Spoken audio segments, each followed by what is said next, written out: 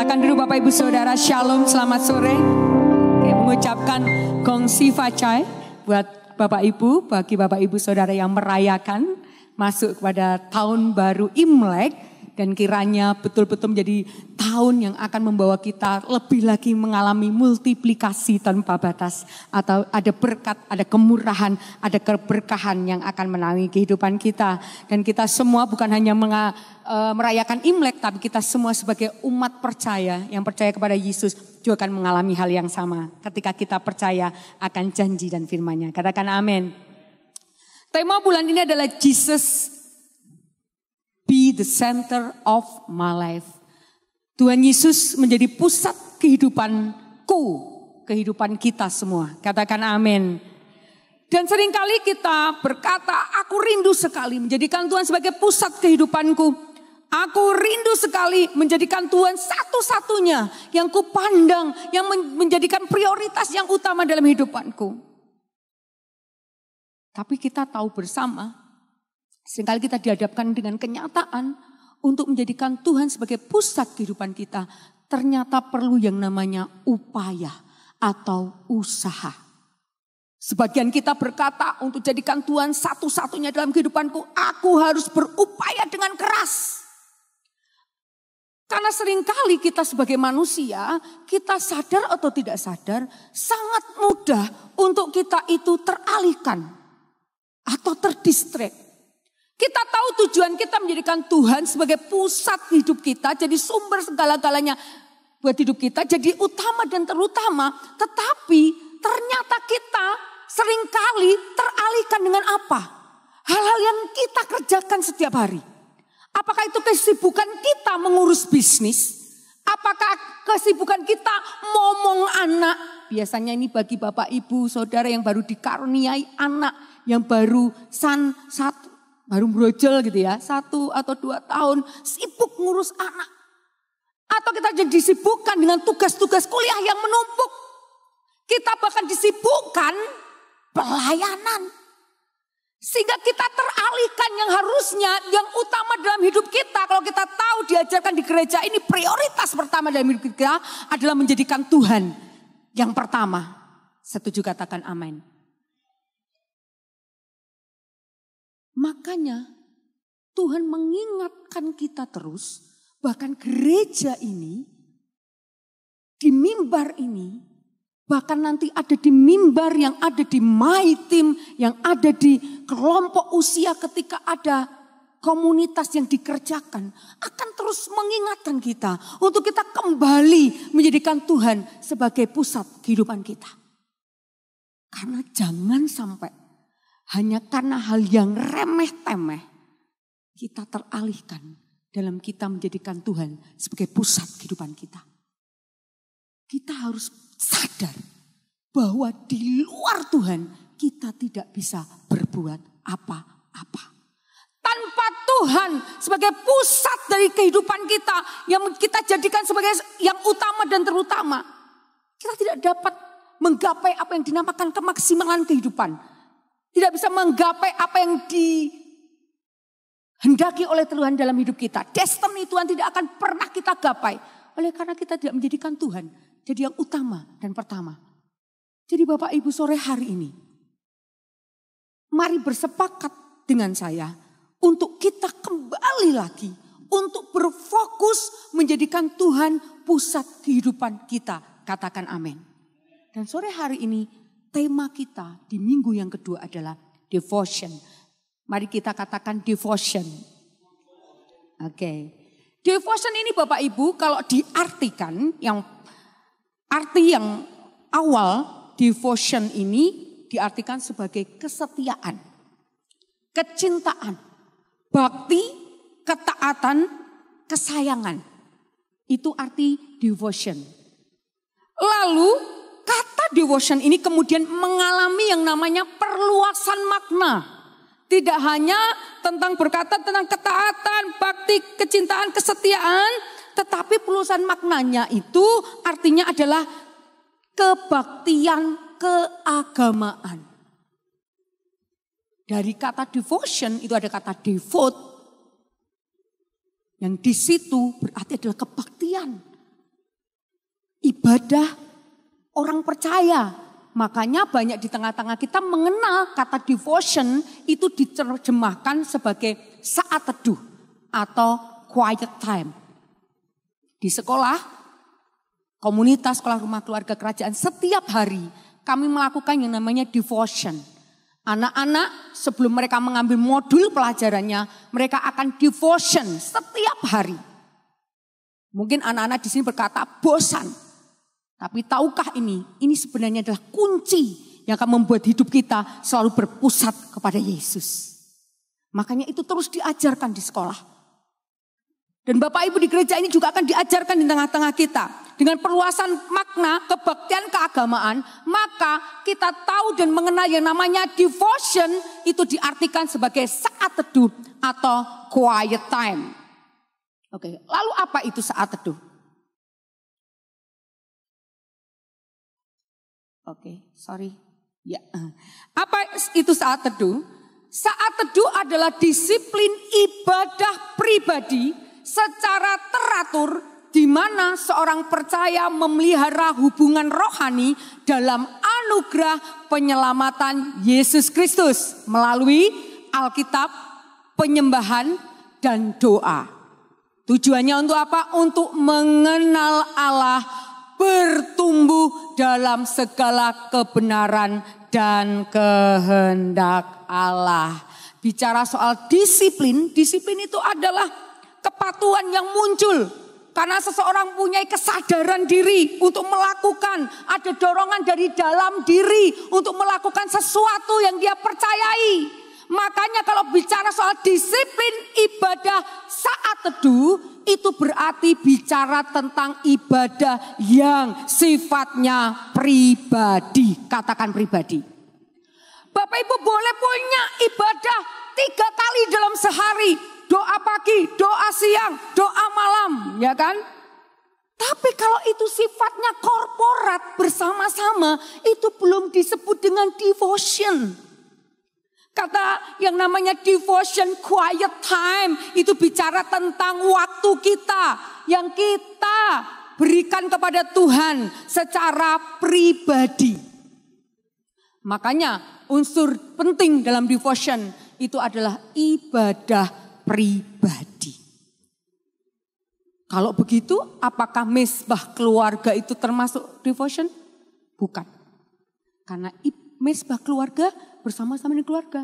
Tetapi yang namanya devotion yang hari ini kita pelajari untuk membuat kita memusatkan diri kepada Yesus. Ketika kita punya ibadah secara pribadi dengan pemilik hidup kita.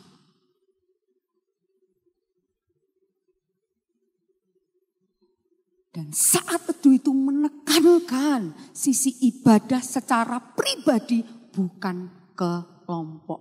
Jadi Bapak Ibu, hari ini kita diajari betapa pentingnya hidup kita itu dibangun, itu bukan secara rombongan saja.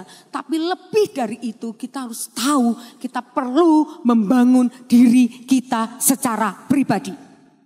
Ibadah di gereja sangat penting. Tapi jangan lupa ibadah pribadi kita dengan Yesus. Itu jauh-jauh lebih penting. Yang selanjutnya unsur penting dalam devotion adalah secara teratur. Katakan secara teratur. Itu artinya continue, terus menerus dilakukan setiap hari.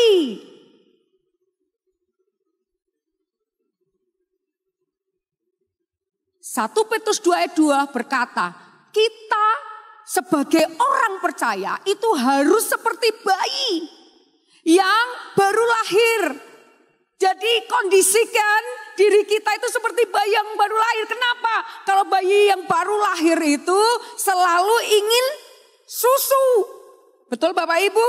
Sedikit-sedikit susu yang murni, sedikit-sedikit nangis oek-oek ya. Berapa jam sekali harus minum susu.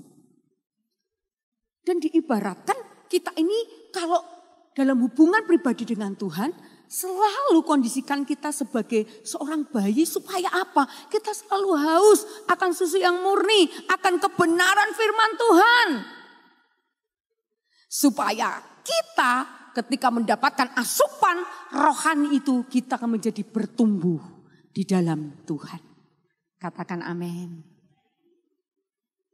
Dan tahukah kita tanda bahwa kita ini betul-betul sudah mengalami, merasakan karya keselamatan Tuhan dalam hidup kita adalah ketika kita haus dan lapar akan firman Tuhan. Haus dan lapar akan Tuhan. Orang-orang yang berkata, aku sudah diselamatkan, aku betul-betul sudah mengalami keselamatan, maka tandanya dia pasti adalah orang-orang yang suka untuk memiliki ibadah pribadi bersama dengan Tuhan. Mengapa kita harus berdevotion? Mengapa kita harus bersaat teduh? Allah sendiri merindukan untuk selalu memiliki relasi dengan kita. Inisiatif selalu berasal dari Allah. Mengapa kita harus bersaat teduh? Karena Tuhan Yesus Kristus yang sudah diserahkan mati di kayu salib, mendamaikan kita yang tadinya kita berdosa, kemudian kita terpisah dari Allah, karya keselamatannya kemudian mendamaikan kita, membuat kita berbalik lagi bersama dengan Allah. Itu membuat kita punya hubungan relasi yang bisa intim dengan Tuhan. Makanya mengapa kita bersaat teduh? Karena Allah rindu sekali untuk selalu berelasi, punya hubungan pribadi dengan umatnya, dengan ciptaannya. Mengapa kita bersaat teduh Bapak Ibu Saudara? Dari kita mengetahui kehidupan kita bukan kehidupan yang mulus-mulus saja. Tapi kita mengenal yang namanya proses. Betul Bapak Ibu?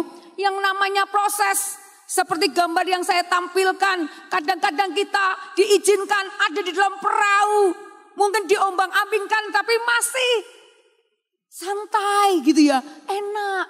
Tapi tiba-tiba angin badai datang menyerang.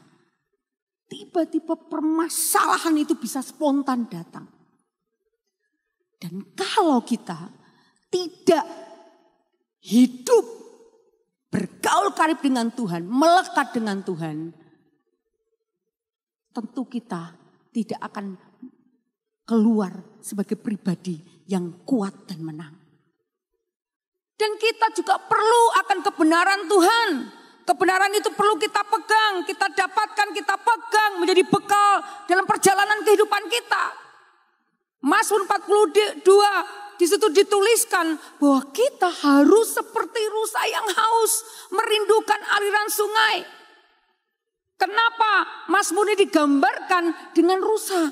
Karena ternyata rusa itu ketika haus Bapak Ibu, ketika membutuhkan air, dia akan berlari sekencang-kencangnya sampai mendapatkan mata air. Dia tidak akan berhenti, dia tidak akan menyerah sampai dia mendapatkan mata air. Itu rusa. Makanya pemazmur menggambarkan kita orang percaya harusnya kita seperti gambarannya tadi rusa. Kita selalu haus akan Tuhan. Kita selalu haus untuk kita mencari kebenaran. Untuk kita dekat dengan Tuhan. Untuk kita punya hubungan karib dengan Tuhan. Katakan amin. Mengapa kita bersaat teduh? Kita belajar. Oke, delay. Iya. Nah, kita belajar dari Tuhan Yesus sendiri. Tuhan Yesus, kalau kita baca dalam Markus 1 ayat 35, pagi-pagi benar. Waktu masih gelap, Tuhan Yesus itu bangun. Pergi, keluar, memisahkan diri dari murid-muridnya, dari komunitas yang biasanya Tuhan Yesus berada dengan mereka. Dia pergi ke tempat yang sunyi dan berdoa di sana. Tuhan Yesus memberikan keteladanan buat kita. Bergaul karib dengan Allah. Di dalam devotionnya, dalam saat teduhnya Tuhan menghidupi kehidupan doa, bahkan sepanjang kehidupan dan pelayanannya. Mengapa kita bersaat teduh? Karena Tuhan Yesus sendiri memberikan teladan, contoh buat kita untuk melakukan yang namanya devotion atau saat teduh. Bagaimana caranya untuk kita bersaat teduh? Mazmur 46 ayat 11 berkata, diamlah dan ketahuilah bahwa akulah Tuhan. Makanya devotion atau saat teduh dikatakan quiet time. Karena di dalam saat teduh kita rindu untuk mendengar suara Tuhan. Kita rindu untuk bertemu dengan pribadinya. Yang pertama harus kita lakukan adalah menyiapkan diri kita. Yang disiapkan apa Bapak Ibu? Waktu yang tepat. Kapan waktu yang tepat? Mungkin bagi Bapak Ibu saudara-saudari beda-beda. Ada yang pagi-pagi. Ya, saya mengenal Ibu Pipin yang ada di belakang, ya kan? Beberapa kali menginap bersama, ya tidur dalam satu kamar. Saya mengenal Bu Pipin itu saat teduhnya pagi sekali ya. Ini menginspirasi sekali ya. Jam 3 pagi beliau sudah bangun mandi ya kan. Mandi kemudian setelah itu devotion pribadi. Itu menginspirasi saya. Dan juga harusnya menginspirasi kita semua. Memuji Tuhan, menyembah Tuhan. Berdoa. Tapi seperti namanya saat teduh quiet time. Ada waktunya bicara, ada waktunya kita menyembah Tuhan, tapi ada waktunya kita berdiam untuk mendengar Tuhan berbicara atas hidup kita. Dan kapan itu Tuhan berbicara atas hidup kita? Ketika kita menelusuri Alkitab secara berurutan. Kenapa di gereja ini diajarkan untuk baca Alkitab berurutan, Bapak Ibu? Supaya kita memahami konteks. Ada banyak orang berkata begini, baca Alkitab itu kok susah. Tidak mengerti maksudnya apa. Jangan-jangan Bapak Ibu tidak baca secara urut. Karena di dalam Alkitab kita, Bapak Ibu, uniknya Alkitab kita, ayat yang satu akan menjelaskan ayat yang lainnya. Ayat yang satu akan melengkapi ayat yang lainnya. Ayat yang satu akan mengkonfirmasi ayat yang lainnya. Ayat yang satu bisa menjelaskan ayat yang lainnya. Jadi harapannya kalau kita membaca Alkitab secara berurutan, kita akan jadi paham konteks. Latar belakangnya apa? Mengapa ayat ini bisa ada? Mengapa ayat ini ditulis? Ditulis oleh siapa? Mengapa ini ditulis? Kisahnya kayak apa? Itu ada di Alkitab. Rajin baca Alkitab, tahu yang Bapak Ibu baca, kita akan dijauhkan yang namanya pengajaran sesat. Kita tidak akan mudah percaya dengan pengajaran-pengajaran yang hari-hari ini ditaburkan di tengah-tengah dunia kita. Kalau Bapak Ibu mengikuti TikTok, nah ini anak-anak muda ya, mungkin bukan yang muda saja, saya juga bukan muda lagi ya Bapak ya. Bapak Ibu Saudara, saya juga udah dewasa, tapi saya juga mengikuti TikTok. Bapak Ibu akan mendapati, ini maaf kata ya, ada orang itu menggunakan firman Tuhan untuk membenarkan karena dia punya hubungan laki-laki dengan laki-laki. Pakai ayat firman Tuhan Bapak Ibu. Apakah di sini ada yang pernah membaca atau mengikuti? Sering keluar ya FYP di TikTok. Itu pakai firman Tuhan Bapak Ibu. Kalau kita tidak tahu kebenaran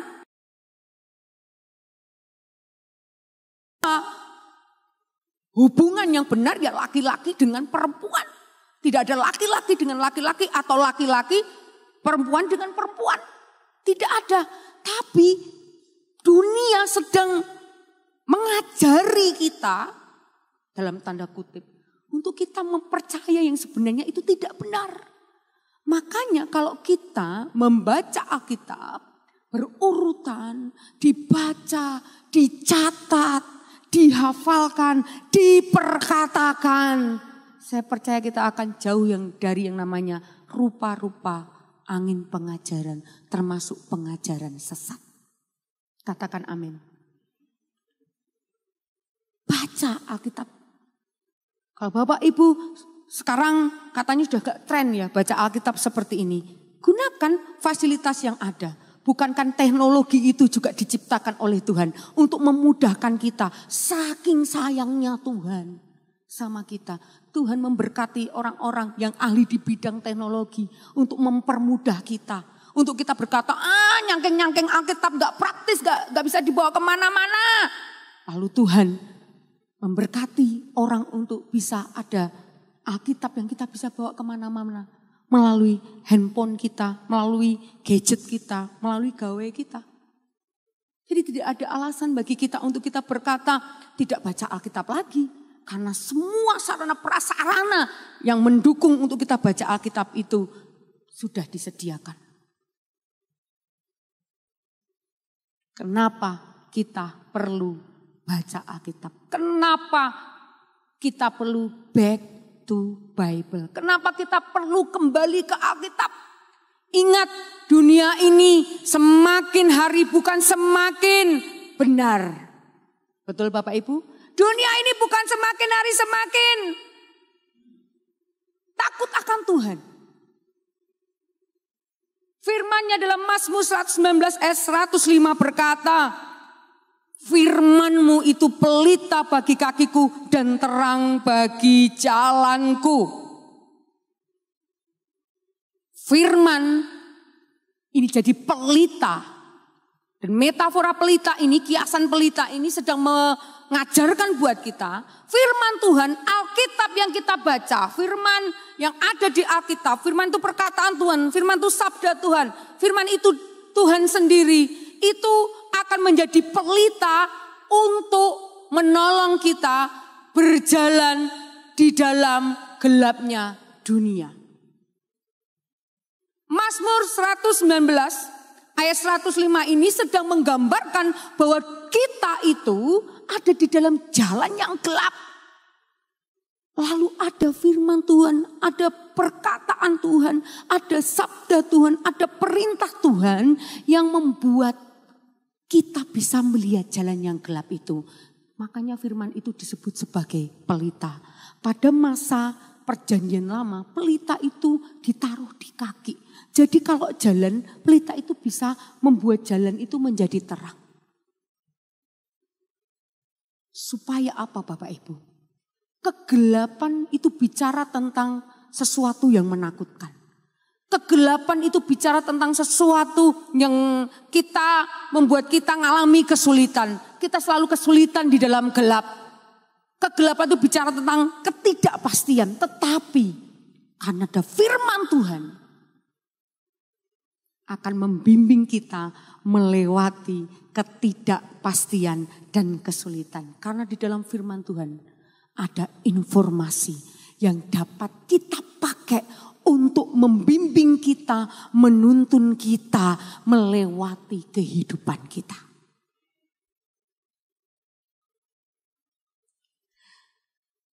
Di dalam firman Tuhan sebagai pelita,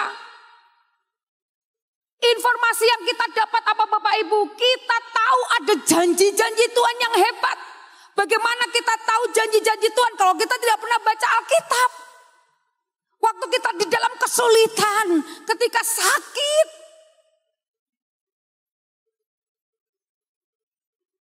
Apakah firman itu bisa jadi pelita? Iya.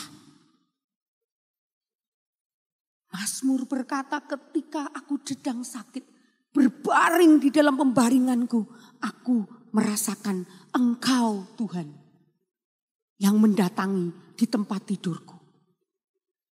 Ayat itu akan memberikan kita informasi bahwa Tuhan yang akan menolong kita, memberkati dan memberikan kesembuhan bagi kita.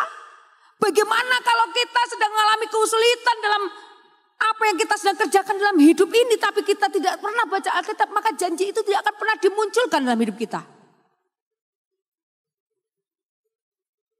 Kalau kita baca Alkitab, maka firman itu juga bisa menginspirasi kita untuk kita menghadapi ketidakpastian dan kesulitan.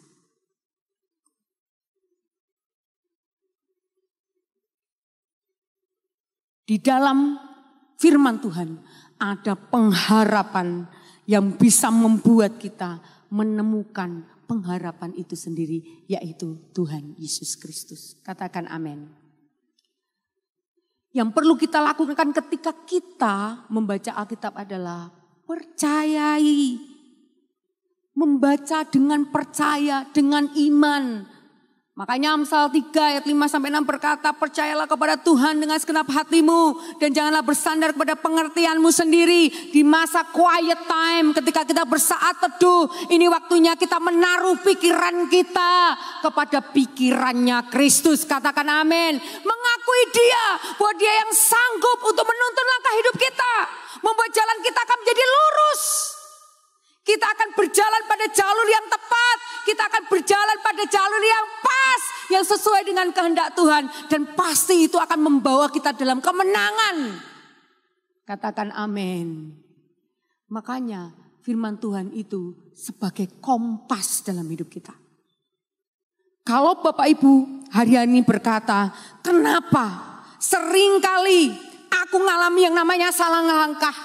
Kenapa aku seringkali mengambil keputusan-keputusan yang salah. Jangan-jangan ya.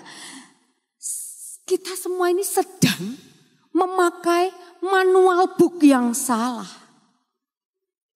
Kalau Bapak Ibu beli barang sesuatu ya, elektronik kah, handphone kah, itu di dalam boxnya itu ada yang namanya manual book atau buku panduan. Betul Bapak Ibu?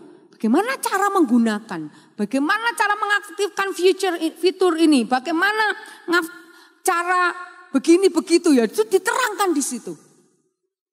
Dan seringkali yang membuat kita itu tidak bisa memaksimalkan fungsi dari barang yang kita beli, contoh saja handphone, itu karena kita,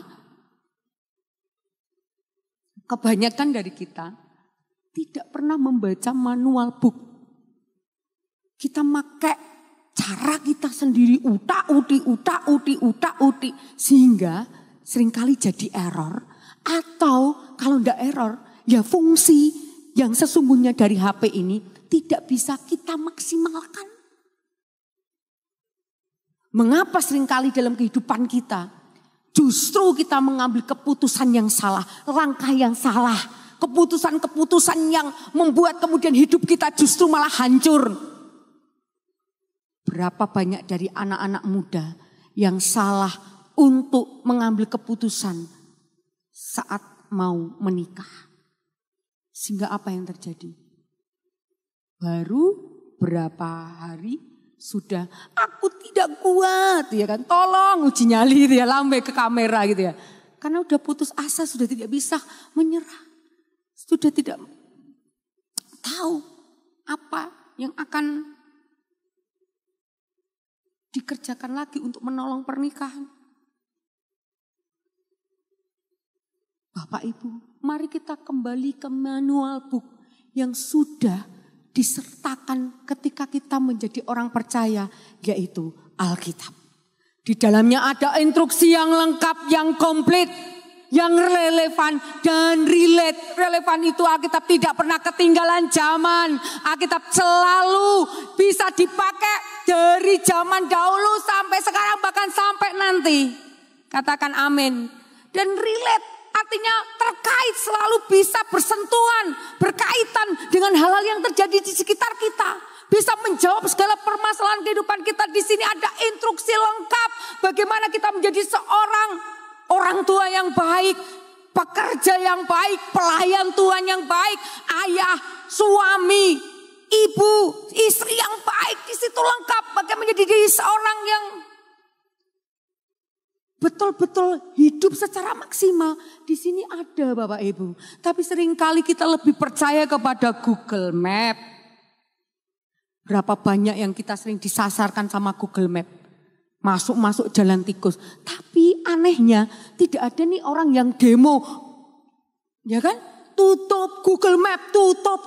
Enggak. ya tetap aja percaya. Betul Bapak Ibu, banyak orang yang lebih percaya kepada TikTok yang 15 detik FYP 15 detik itu. Dibandingkan kita percaya kepada manual book yang betul-betul itu relevan dan relate atas kehidupan kita. Ini adalah betul-betul tantangan zaman saat ini. Anak-anak muda dengar baik-baik. TikTok bisa membantumu untuk menemukan segala jawaban yang kau tanyakan. Bahkan sekarang dari mulai pelajaran, percintaan, semuanya ada di situ. Ibu-ibu memasak 15 detik kita bisa belajar masak rendang. Bayang pun Bapak Ibu. Ya kan? Gak usah sekolah chef tinggi-tinggi sekarang bisa dilakukan. Tapi Bapak Ibu, yang instan itu selalu punya banyak kelemahan. Kalau kita ini bukan Kristen instan Bapak Ibu. Tapi kita ini adalah Kristen proses. Katakan amin. Dan gunakan manual book kita. Alkitab. Anak-anak muda Alkitab.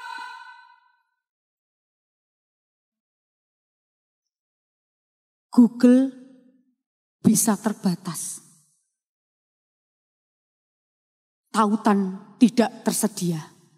Tapi Alkitab selalu ada buat kita.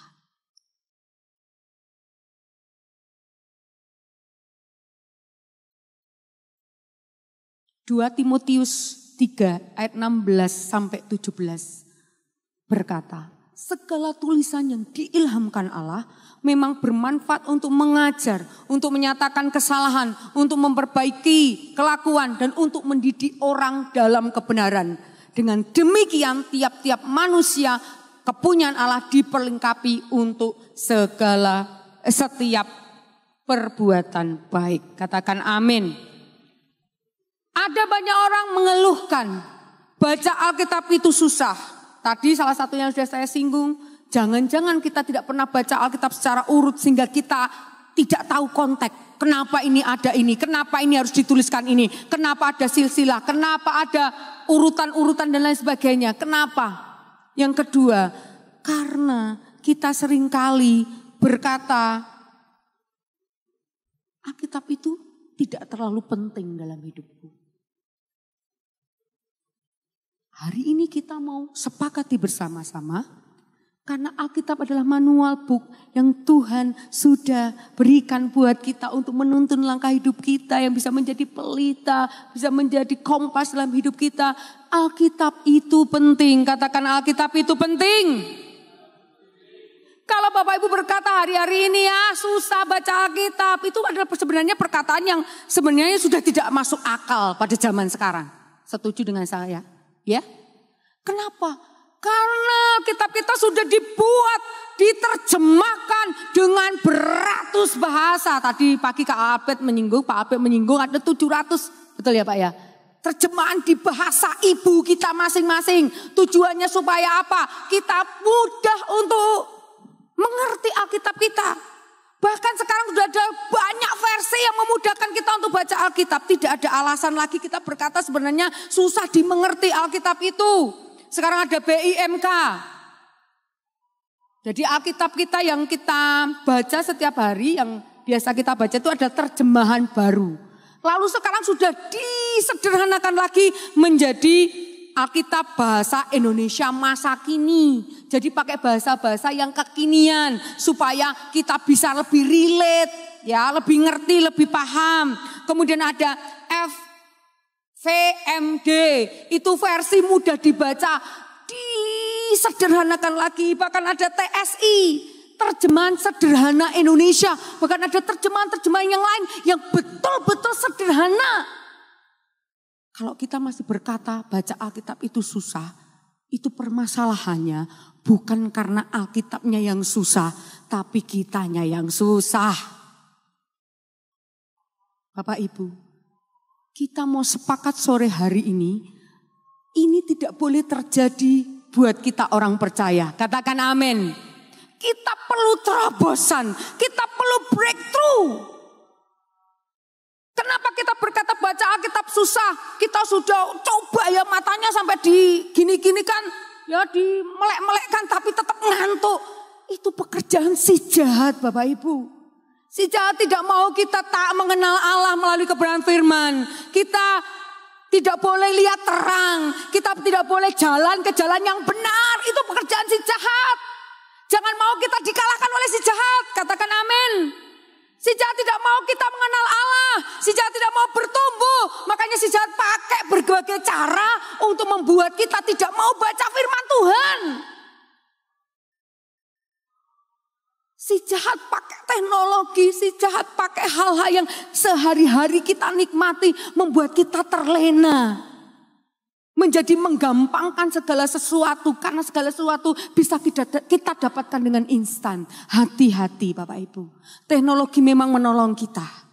Tetapi ingat, manfaatkan teknologi, tetap standar dan padanannya adalah Alkitab atau firman Tuhan. Gunakan teknologi untuk memuliakan nama Tuhan. Gunakan teknologi untuk mempermudah pekerjaan kita, tapi bukan untuk membuat kita menjadi sesat. Karena Alkitab itu adalah pelindung bagi kita. Pelindung dari apa Bapak Ibu?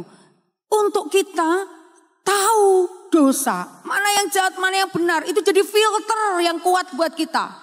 Kita jadi tahu mana yang bisa aku lakukan, mana yang tidak bisa aku lakukan, mana yang boleh, mana yang tidak. Dan itu komplit dari mulai kehidupan keluarga, kehidupan pelayanan, ketika kita ada di marketplace, semuanya komplit.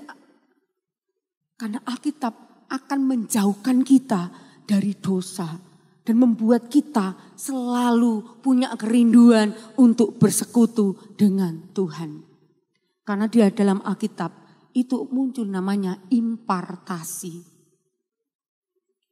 Kita mendapatkan impartasi. Impartasi itu artinya pengurapan yang akan menolong kita untuk kita terus berada di dalam kebenaran. Kita terus menjauhkan diri dari dosa. Karena apa? Karena kita dekat dengan Allah. Karena yang kudus itu tidak pernah bersentuhan dengan dosa. Tidak bisa jadi satu dengan dosa. Dan ayat yang kita baca tadi berkata bahwa ketika kita diajari oleh firman Tuhan, kita akan bisa menjadi manusia yang diperlengkapi untuk melakukan pekerjaan baik. Artinya apa Bapak Ibu?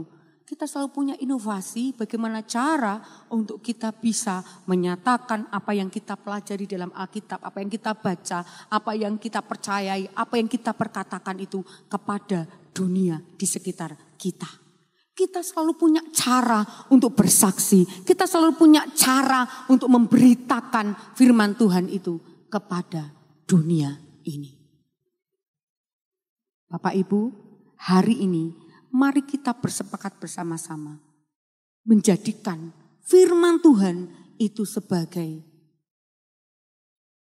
pelita kita, kompas kita, sebagai pelindung dalam hidup kita. Dan kita akan mendapatkan manfaat dari saat teduh. Manfaat jangka panjangnya apa Bapak Ibu? Kita akan semakin mengenal Allah. Kita akan bertumbuh, katakan bertumbuh ke arah Kristus yang merupakan proses, dalam proses bukan instan. Dan manfaat jangka pendeknya kita akan mengalami yang namanya penyegaran rohani. Kita tidak akan menjadi orang yang lesu ya, tapi kita akan terus berapi-api. Kita akan mengalami betul-betul kesegaran rohani dalam setiap kehidupan kita, dan itu terekspresi ketika kita dihadapkan dengan badai permasalahan Bapak Ibu. Kita tidak akan mudah berkata aku menyerah, karena kita fit secara rohani. Dan ketika kita bersaat teduh, kita akan mendapatkan petunjuk langsung tentang kehidupan. Wow, luar biasa. Dan banyak berkat-berkat spontan yang tentu akan kita dapatkan ketika kita mempunyai kehidupan saat teduh bersama dengan Tuhan. Dan hari ini pastikan kita memilih untuk kita tidak mau mengikuti si jahat, permainan si jahat. Tapi kita mau back to Bible. Kembali kepada firman Tuhan. Karena itulah yang akan menjadikan kita bertumbuh ke arah Kristus. Dan menjadikan hidup kita menjadi hidup yang memuliakan nama Tuhan. Saya undang kita berdiri bersama-sama. Mari kita berdoa.